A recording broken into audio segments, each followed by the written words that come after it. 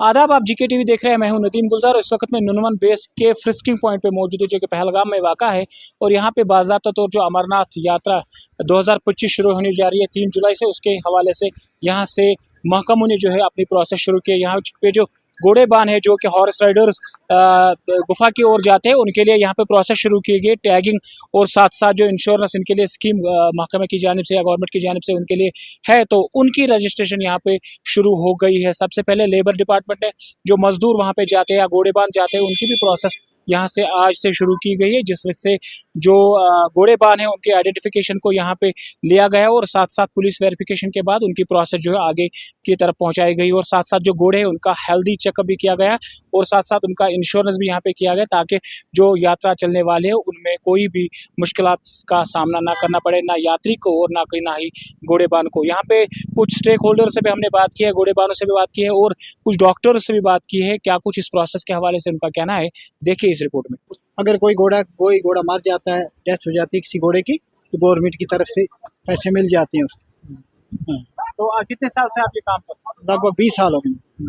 अभी तक कितनी यात्री आपने पहुंचाए होंगे? वो गिना नहीं, तो अगर 20 साल में एक साल के 5 ही 5 यात्री, तो काम कितना मसला तो है। आपका रोजगार इससे बहुत अच्छा चलता है तो बहुत। हालिया में यहाँ पे टेरर अटैक हुआ, उससे यहाँ पे टूरिज्म पे इफेक्ट पड़ा है। क्या आपको लगता है कि वो भरपाई आप यात्रा से कर पाए? नहीं, हम इंशाल्लाह यात्रा के साथ हैं। यात्रा वो हमारे मेहमान हैं। गलत किया है किसी ने, जो कोई हुआ गलत होता है, ये तो होता रहता है। अभी आपको वो हो जाएगा भरपाई? वो इंशाल्लाह हो जाएगा, पक्की उम्मीद है हमें। यात्रा आएगा, हमारा नुकसान पूरा हो जाएगा, ये उम्मीद है। बहुत इंतज़ार में हम लोग, यात्रा के इंतज़ार में। हमारे मेहमान थे, उससे आना जाना ठीक था। यहाँ तो वैसे हालात ठीक है, अब ऊपर वाले के हाथ में है, वो क्या कर सकते हैं। इसमें हमने अभी तक करीब 1100 घोड़ों को रजिस्टर किया है।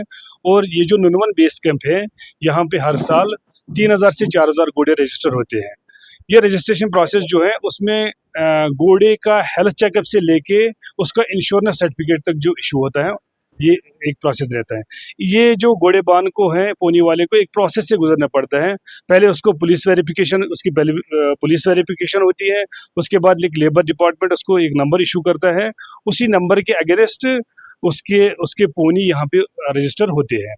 तो ये जो रजिस्ट्रेशन है, इसमें पोनी का पूरा हेल्थ चेकअप होता है, वेदर ये पोनी ये घोड़ा फिट है श्री अमरनाथ जी यात्रा में जाने के लिए, वो ट्रैक पे जाने के लिए।